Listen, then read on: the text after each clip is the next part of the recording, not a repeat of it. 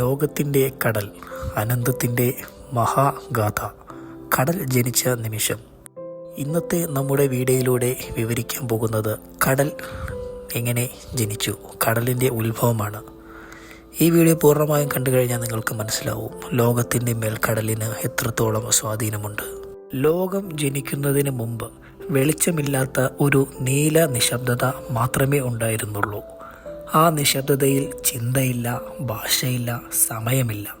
പക്ഷേ അതിന് ആഴമുണ്ടായിരുന്നു. ആ ആഴമാണ് കടൽ. ഭൂമി ഇനിയും രൂപം കൊണ്ടിട്ടില്ല, ആകാശം ഇനിയും വേർപെട്ടിട്ടില്ല. എല്ലാം ഒരേ ശരീരമായിരുന്നു. ആ ശരീരത്തിൻ്റെ ഹൃദയമിടിപ്പായിരുന്നു തിരകൾ. ഒരിക്കൽ ആ ആഴം സ്വയം ചലിച്ചു. അതാണ് ആദ്യ തിര. ആ തിരയോടെയാണ് സമയം ജനിച്ചത്. കടൽ അന്ന് തന്നെ മനസ്സിലാക്കി, ഞാൻ അനന്തമാണ്. അനന്തമായതിനാൽ അതിന് അഹങ്കാരമില്ല. അനന്തമായതിനാൽ അതിന് ഭയവും ഇല്ല. സൂര്യൻ ആദ്യമായി തെളിഞ്ഞപ്പോൾ അവൻ തൻ്റെ പ്രതിബിംബം കണ്ടത് കടലിൽ വച്ചായിരുന്നു. ചന്ദ്രൻ രാത്രിയിൽ വന്നപ്പോൾ അവൻ തൻ്റെ ഏകാന്തത പങ്കുവച്ചത് കടലിനോടായിരുന്നു. നക്ഷത്രങ്ങൾ കടലിൻ്റെ മേൽ വീണുകിടന്നു. അങ്ങനെ കടൽ ആകാശത്തിൻ്റെ ഓർമ്മയായി. ആദിമ മനുഷ്യനും കടലും. ആദിമ മനുഷ്യൻ കാടുകളിൽ നിന്ന് തീരത്തേക്ക് എത്തിയത് വിശപ്പോടെയല്ല, കൗതുകത്തോടെ ആയിരുന്നു. അവൻ കാടിൻ്റെ ശബ്ദങ്ങൾ കേട്ടിരുന്നു. പക്ഷേ കടലിൻ്റെ ശബ്ദം വേറെയായിരുന്നു.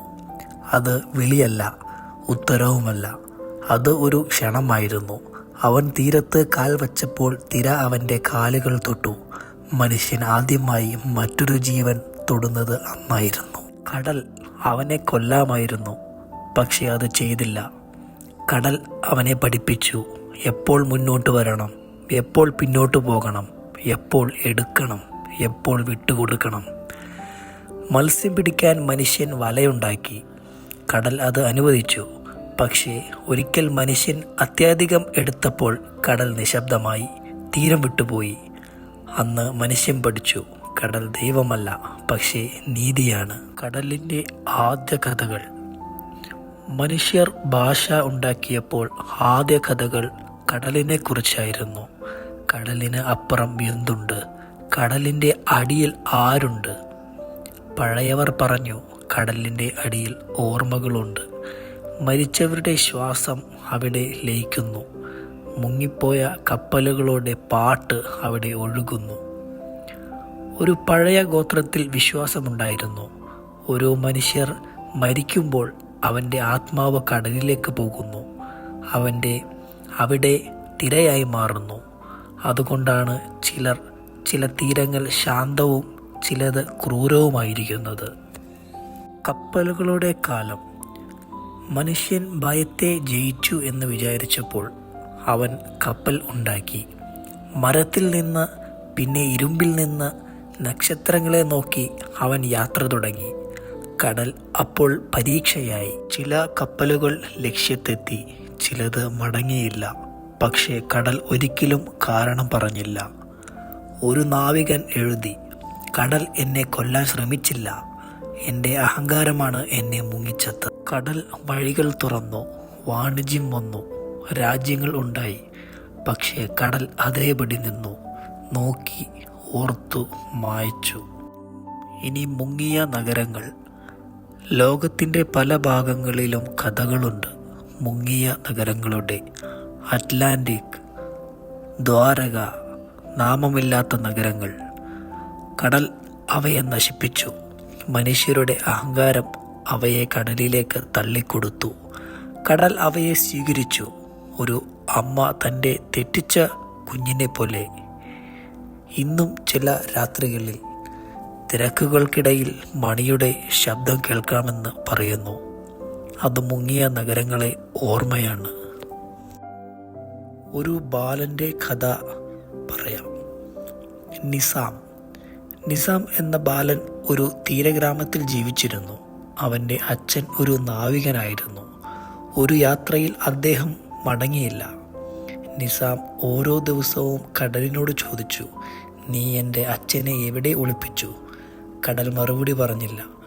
പക്ഷേ ഒരു ദിവസം ആ പഴയ കാമ്പസ് തീരത്ത് എത്തിച്ചു. അത് അച്ഛൻ്റേതായിരുന്നു. അന്ന് നിസാം മനസ്സിലാക്കി, കടൽ മോഷ്ടാവല്ല, കടൽ കാവൽക്കാരനാണ്. യുദ്ധങ്ങളും കടലും. മനുഷ്യൻ യുദ്ധം കണ്ടുപിടിച്ചപ്പോൾ കടൽ അത് കണ്ടു. കപ്പലുകൾ പൊട്ടിത്തെറിച്ചു, ശവങ്ങൾ ഒഴുകി, വെള്ളം ചുവന്നു. കടൽ ഒന്നും പറഞ്ഞില്ല. വർഷങ്ങൾക്ക് ശേഷം അവിടെയൊക്കെ വീണ്ടും മീനുകൾ വന്നു. കടൽ പഠിപ്പിച്ചു, മനുഷ്യൻ നശിപ്പിക്കുന്നു, കടൽ പുനഃസൃഷ്ടിക്കുന്നു. ആധുനിക മനുഷ്യനും കടലും. മനുഷ്യൻ യന്ത്രങ്ങൾ ഉണ്ടാക്കി, കടലിൻ്റെ അടിയിൽ കുഴിച്ചു. എണ്ണ എടുത്തു, പ്ലാസ്റ്റിക് തള്ളി. കടൽ വേദനിച്ചു, പക്ഷെ കരഞ്ഞില്ല. അത് മുന്നറിയിപ്പ് നൽകി. കൊടുങ്കാറ്റുകൾ, കടൽ നിരപ്പിൻ്റെ ഉയർച്ച, തീരങ്ങളുടെ നഷ്ടം. ഇത് ശിക്ഷയല്ല, ഇത് ഓർമ്മപ്പെടുത്തലാണ്. കടൽ സംസാരിക്കുന്ന രാത്രി. ഒരു രാത്രി ലോകം ഉറങ്ങിയപ്പോൾ കടൽ സ്വയം സംസാരിച്ചു. ഞാൻ നിങ്ങളെ സൃഷ്ടിച്ചു, ഞാൻ നിങ്ങളെ പോറ്റി, ഞാൻ നിങ്ങളെ സഹിച്ചു. നിങ്ങൾ എന്നെ ജയിച്ചുവെന്ന് വിചാരിക്കുന്നു, പക്ഷേ നിങ്ങൾ എന്നെ മനസ്സിലാക്കിയിട്ടില്ല. ചന്ദ്രൻ അത് കേട്ടു.